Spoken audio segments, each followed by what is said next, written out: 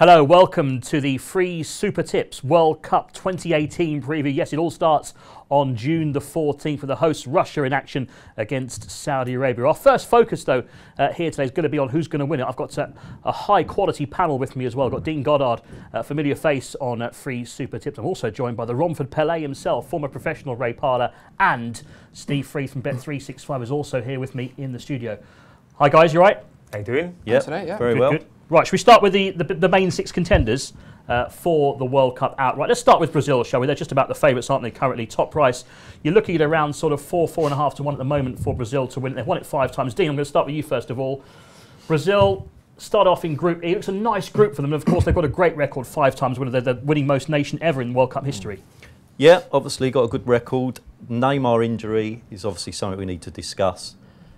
Big negative for them. He's been out since February. I think the plan is that he's going to come back June the 3rd for a friendly against Croatia. I mean, that gives him, what, 10 days before the World Cup starts. Not ideal preparation. Obviously, Ray will elaborate more on what that would be like coming back from a break of that long. Huge miss for them if he's not at his best. They're also missing Dani Alves. He's been ruled out as well. Obviously not the calibre of Neymar, but he's still an experienced back. You know, they're going to miss him from the squad. Another stat that you want to look at, 9 of the 10 World Cups that were held in Europe were won by a European nation. So that's, again, not ideal for Brazilian followers. And then also, when you look at Brazil, you just always got the belief that they might throw in that bad one. You know, we saw it against Germany. They're not... With the Germans, you know what you're going to get. They're solid as a rock. You know, to get them knocked out, you're going to have to perform at your best. Brazil look like the sort of side that they could light up the group stages. You know, we'll all be on the edge of our seats, look at this, and then all of a sudden they'll get knocked out by a Poland or a Croatia or whatever. 4 to 1 to us looks a bit on the skinny side. Okay. Ray, your thoughts on Brazil? Yeah, obviously they're going to be one of the favourites with some of the players they've got. As Dean mentioned there, Dani Alves is a massive miss on that right-hand side. I mean, they really look at the fullbacks, Brazil, to bomb on. Like the old days when they had Cafu and people like that. You know, on the other side, Marcelo is going to be an important part of their, on the left-hand side. But Dani Alves is a real loss to them, whether they can fill that gap. And if Neymar's not there, do you think Gabriel Jesus is capable of sort of filling those? Absolutely. I was at the last game in the Premier League when he scored a fantastic lob to get the 100 points for Manchester City. His movement is excellent. You know, that's what he's very good at. Just running in behind them little darting runs, what he does. So he's going to play a major role. I don't know what he's the top goal scorer, but I'm sure a few punters out there be looking at him to say, well, maybe if he can carry that form on for Brazil. But the way they play is like 4-1, 4-1 is the way they play. Brazil. Casemiro, as we know, he's had a great season. He plays just in front of the back four, who plays a really important role for him as well. But, you know, Brazil, everybody will always look at Brazil as going to be there and thereabouts. Got a nice group as well, haven't they? Yeah, they should breeze the group. I'm looking at quarterfinals when it really kicks in, whether they've got the players. Obviously Neymar, if he is getting fitter by every game, he might be starting getting better towards that quarterfinals, and you know, he needs to be on top of his game if they're going to win the World Cup as well. Okay, Steve, bookmakers take first of all. I mean, worthy favourites or ones you want to try and take on? They have been bigger, Anthony. They are favourites with ourselves, but they have been 6 to 1 around that mark. Recent performances have made them go favourite. Listen, they bring there's a pedigree there, isn't there, about Brazil? There's a class there as well. I know we're talking about Neymar's injury, which of course which is a concern, but Coutinho, Jesus, Firmino as well, an absolute class act who isn't certain of a start, so he may come up to the plate. I think they are worthy favourites. I think you look at the goalkeeper as well, Ray. I think that's a massive key. Ederson, who's done well for Manchester City, he won't play. No. Alisson, the Roma keeper will play as well. There's a blow at full-back, admittedly, with Dani Alves. Listen, when Chichi came in, I think that they were clearly struggling after Dunga, after the Copa America. But this Brazil side were the first side to qualify out of every single team. They absolutely hosed up as well. Scored 41 goals, conceded 11. He's even got Paulinho to scoring goals as well, which is sick. Willian is also in the squad. You know, he managed to get. It's a good squad. He managed to get 6 in qualifying as well, and the gaffer knows him from his Corinthian days. I think he loves him as well. Corinthians. He absolutely loves him. So he'll play a major role for Brazil. Definitely. As well. I mean, You think you say his name and you think, well, he wasn't that good, at etc. Spurs, Yes. but he stepped into Barcelona and done really well. Massive, yeah, of course, and he scored there. I think the group is very favourable as well, and I can see them going all the way. Okay. So at least the final. At least the final then for Steve. That's Brazil, we've discussed there. Now look at the current champions, Germany. They're second in the betting. They hope to become the first country since Brazil in 1962 to retain the World Cup trophy. Joachim Löw has been in charge of Die Mannschaft since 2006. I mean, a great record, Dean, as well. I mean, since he's been in charge, they've not exited a tournament before the semi-final stage. That's some record for the manager. Yeah, they're so consistent. But again, they've got their injury issues with Manuel Neuer. He's unlikely to make the World Cup. Less probably of a problem than Brazil's with Neymar because ter Stegen's a fantastic replacement. So, yeah, they're ultra consistent. Unlike Brazil, you don't get the impression they're going to throw in a bad one. They're so consistent. Goretzka's a fantastic player. I think we're going to see. He's a one to watch. Yeah, he's going to come to the fore in this World Cup. No team has retained the trophy since 1962. That would be a small negative for me. And also, they haven't got a real recognised striker, have they? You know, in those tight games when it's 0-0, 10 minutes to go, it's handy if you've got a real, solid striker. Because they've got your players like your Ozil, your Thomas Muller as well. There's going to be a lot rested on Timo Werner's the Leipzig shoulder as well. Yeah. He did very well last season at Leipzig. So he started the season well at Leipzig, but I think there's going to be a lot of people do fancy him to have a really good tournament and actually finish as the top goal scorer. So that's certainly one we'll have to talk about later. I think when you look at it, they're both both about 4-1, aren't they? Brazil and Germany. You get fives in a place, Germany. Shop around. I mean, that's about 6-4 combined, isn't it? So 6-4 them two against the other 30 nations. For us, I think that's a little bit too short. We're not going for either of them two as our outright pick, but obviously Germany, you never write them off. Okay, I want to ask Ray, of course, there's a bit of a champion's curse going on, isn't there? I mean, the previous winners of World Cups just don't do very well, as we've mentioned. I think France won it in 98, they went out the group stage the following 4 years later. Italy, 2006, group stage elimination 4 years later. And again, Spain, 2010 winners, of course, went out the group stage. Well, I certainly can't see them... It's not going to happen again, is it? No. I think the squad now, the squad in depth, is getting so hard for Joachim Löw to pick his 11 because a lot of players were rested in the last tournament and they got through and done so well that now there's question marks about the older guys, whether they're going to still get a game. They used 37 players in qualifying. Unbelievable. I mean, they won 10 out of 10, scored 43 goals. Yeah. European record, wasn't it? 43 goals. Absolutely. And let's not forget they won the Confederations Cup with the second string as well. So well, that's what I'm saying. There's massive strength in depth. This is give a real competition to this nation, and it keeps. Do you know what it does for the players? It keeps everybody on their toes. Yeah. You know, when you know you're going to be selected every single game, sometimes you can just go through the not go through the motions, but you don't go at that little bit the level a little bit higher. I mean, when you've got someone breathing down your neck, wants to take your position, one bad performance, you might be out of the team. So that could be a benefit for Germany going forward in this World Cup. And a player you've obviously seen a lot of, Mesut Ozil. I mean, question marks about some of his Arsenal performances, but Germany, he's been player of the year, isn't he? 5 from 7 years in Germany. He's been different class. I mean, I think they get him in the right areas, right system. He's a very good football player. If you get him in on the ball in good areas, he can unlock that defence. You know, some of the passes he makes. He seems to enjoy playing for Germany. I think Arsenal, maybe the players around him wasn't as good to be on the same level as him sometimes. But certainly in Germany, you know, when he puts that German shirt on, he's a different sort of player when he puts an Arsenal shirt on. Okay, and Steve, you mentioned Timo Werner there, the Leipzig player. I think was it 7 goals from 10 appearances, so he's hit the ground running, isn't he, as an international? Yeah, he will be popular, Anthony. I mean, we talk about Neuer. There's a fitness dates there. I think left back's a problem. Boateng's also a bit of an injury date as well. There's no doubt they've probably got the best midfielder in the whole competition. Yeah, exactly. I wouldn't put it past him to back in for the Golden Ball even or something like that as well as the best player of the tournament. We're waiting for Ozil to step up to the plate. But I'll tell you what. On the run-up to the World Cup, you might look at the friendlies and think, well, they haven't had any great results. They've been drawing with England, France and Spain. They even lost to Brazil, didn't they? But before the last World Cup, they lost to Poland and Cameroon, friendly-wise. So they're not too concerned about friendlies. It's the winning the big competition that matters. They win games, don't they? Very much so. Okay, so what are we thinking, gents? I think they could go all the way. I really do. I know they haven't retained it a team hasn't retained it since Brazil, wasn't it? Yeah. I know it's difficult, and you see that in the Premier League as well. But I just think the squad they've got and the players they've got knocking on the door as well, with the experience they've got.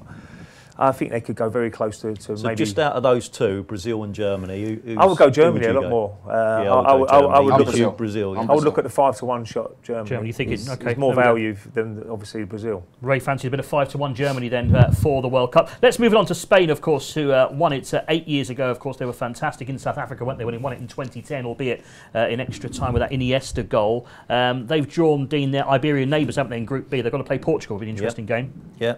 Well, obviously 10 years ago, Spain, you know, they ruled the show, didn't they? They won Euro 2008 and 12, World Cup in between. You know, they're a joy to watch. Things haven't gone so well of late, have they? Vicente Del Bosque has packed it in, but they look like they're on the way back. And if you look through their side, they don't appear to have weaknesses anywhere. I mean, they've got De Gea in goal, best keeper in the world, even, in my opinion, even when Neuer is fit. You know, at the back, they've got Ramos, Piqué. I mean, if you look at their defence, Azpilicueta, who I really rate, probably won't even get in their side. You know, midfield littered with talent. Isco, who's phenomenal. Busquets does all the hard work. We was talking off air, you know, about who's going to play up front. I had down Costa. I had Costa. You think Morata is going to start up there? I think Costa's probably fourth choice. Do you really? And that's very bold. Yeah. Lopetegui knows Morata very well from his youth days. Played him a lot there. There's a certain player called Aspas that Liverpool fans no doubt are probably absolutely chuckling away to themselves now. He's nowhere near the player that he was before. This is a player who's gone back to his club that he loves, scoring for fun. His confidence, he had problems with the language when he was over here, just didn't settle, didn't work out for him. Ray, you know what it's like when he doesn't happen that, and you just go back home and you fall back in love with the game again. And he just proved a different player. Celta is his team, and he's done superbly well for them as well. Does he rely on Morata balls into the box though? Will they get it wide enough to get balls into the box? That's the big question for Spain. Yeah, I know Costa is more capable of putting himself around. I just don't think he's a great fit. I think Morata's just a little bit of a better fit. And I know there's question marks about his fitness. Ray's back. Question mark. He's got, you know, as we're filming now, there's still an FA Cup final to go, isn't there, for him? So hopefully he might be able to put up a good... It's probably not ideal that he's not been playing on a regular basis as well. Well, Chelsea. But Costa hasn't been scoring goals, has he? No. Costa hasn't been scoring in the league for Madrid. So I just think Costa might be the better link for the midfield. The way they play, they push the ball about in midfield. Costa might be that man that can hold it up from, whereas Morata needs the balls crossing. Well, they play quite narrow, don't they? If you look at Silva, who plays, Isco, they're not going to be out-and-out wingers. So, you know, that's going to be where that little triangles, and that's how they're going to play. Iniestas, they're going to get on the ball and try and get into the areas. It looks like he's got options up front, whatever way. He's got options, but I will be... This will come back and bite me in the backside. I will be amazed if Diego Costa starts the first game. Right, okay. So what are we thinking in terms of... we won't go in top goal scorer then? Yeah, I'll put him at 100 and you absolutely fill me in. I mean, the match against Portugal, Ray, will tell us a bit about Spain, won't it? We'll know an early part if we think they're going to go all the way or not. This is a real test for them. I mean, early in the competition as well. So all the eyes will be on this if they can put a good performance in. It's their first match as well, isn't it? First match, so they want to get off to a good start. You can imagine Spain and Portugal will qualify, no problem. It'll be who comes first and second in that group. You should imagine Spain will win the group, but it will be a test for them. Again, Portugal got a decent side, and you know, this is where they need to really put a marker down and say the first game of the tournament, let's get a good win under our belts and show the other nations that we mean business this year. The way the draw is, I've kind of got them down for semi-finals at least, because obviously they'll play a team from Group A, won't they, in the second round, either maybe Uruguay or Egypt or Russia perhaps. So you're looking at whoever wins that group's got a good run, haven't they, to the quarterfinals? Absolutely, yeah. It's a real good opportunity. So that's why a lot of people thinking Spain might get to the final. You know, along the way, again, Spain, it's going to be interesting to see how they all fit in together. And but down the spine of the team, they're very strong. They are very strong. And I tell you what, right, this team isn't as good as 2010, but there's the camaraderie, there's a real team spirit amongst them. They're unbeaten under Lopetegui as well. And that, I've been led to believe, that unbeaten run means a lot to them. I mean, you know what it's like, of course. You know what it's like, but you just pull it out the fire late on, or you want to keep it running and running and running, don't you? And this Spain side certainly are. There's not enough as quality as 2010, but there's a real togetherness and a very good, no inter-club rivalry either. Which of course with those two big teams there as well. So I fancy them as well. I fancy Brazil, Germany and Spain now to win it. You've taught me around. Well, you do love a favourite, Enzo. You love a favourite. Shall we move on? Shall we move on to the fourth favourites? Well, let's talk about France, of course. Recent winners of the tournament and, of course, beaten finalists as well, weren't they, not so long ago? They're currently around 7-1, Les Bleus, Dean, to win it. Of course, we know the key players, the likes of Griezmann and Pogba, hopefully will play a big part. Varane as well. Euro 2016 runners-up, of course, weren't they, behind Portugal? Probably should have won that final, really. Yeah, well, they made fairly hard work of qualifying, didn't they? They lost to Sweden and dropped a couple of silly points against Belarus. And what I would say, Dean, they were 1-100 against Luxembourg, and that was the Kootenbuster of all Kootenbust. And you think, okay, they must have played the third team, but Griezmann, Mbappe, Giroud, Pogba. But that's what they like. That's exactly what that's they like. Problem. You know, they could beat anyone on their day, and again, they could lose to anyone on their day. They're so inconsistent. And also, I'm looking at if they're that inconsistent. No. You know, when you come to a not game that you expect to win, no. You also, I'm looking at some of the players. There's a lot of youth there. I've actually got. We're doing a World Cup preview. I've got them earmarked for the 2020 Euros already. You know, Mbappe 19, Dembele 20. You know, even players like Rabiot. You know, a lot of the clubs over here are looking at him. Martial, I think Martial's a superstar. If he can get away from Jose's clutches, I still think he's a real. And what's going to happen with Pogba? We don't know what Pogba's turning up. You know, Pogba on his day, he could be the star of this World Cup. You know, but if he's not on a going day, he could just. It might be a little bit better for him because Kante would probably be in that midfield who would do a lot of his work for him, and maybe give him a little bit freer role, which he can go and. You know, there's just a lot of question marks, isn't there? Question marks about the manager. Question marks about Lloris. I mean, has he had a great season for Spurs this year? No, he hasn't. And from a betting point of view, what are they? A point bigger than Spain? Almost the same. Not for me. Spain. Yeah. So, no, exactly. When you look 7-1 top price, it's not massive. And Spain are 6. Yeah. So no, I'll be putting my money elsewhere. You couldn't have them. Centre halves as well, I think, is an issue. I think they have to be taken up the price. It wouldn't surprise me if they drifted towards the start of the tournament for me. And I wouldn't back them at 2-7 for the group. No. Against Australia, Peru, and Denmark. It is a weak group. Okay. Yeah, the Danes will give them the most to. I know we'll come on to the groups after, but I think the Danes will ask a few questions in the form that Eriksen's in, maybe. But listen, they've got the class players on paper. They should absolutely hose up and they should go deep in the tournaments. I just don't. There's too many question marks. Inconsistent.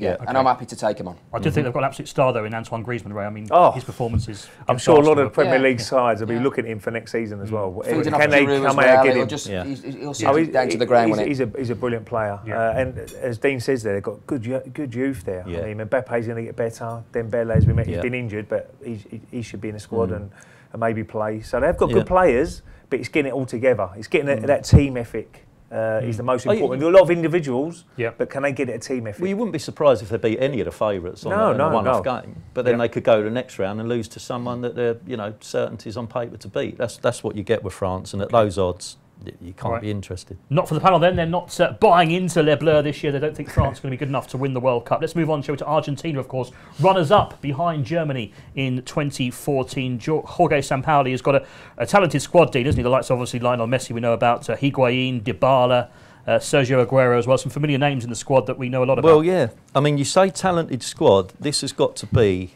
the most lopsided team in the tournament, in my opinion. You look at their forward line. I mean, it would grace any fantasy team or whatever. They're that good that Dybala and Icardi might not even make the squad. They've got, Messi, Di Maria, Higuain. The list's endless. Yeah. And then you look at the defence. I mean, defence, could be at Hackney Marshes on a Sunday. Most of these, he's done all right this season. Yeah, Otamendi's done okay. But he would be their best defender.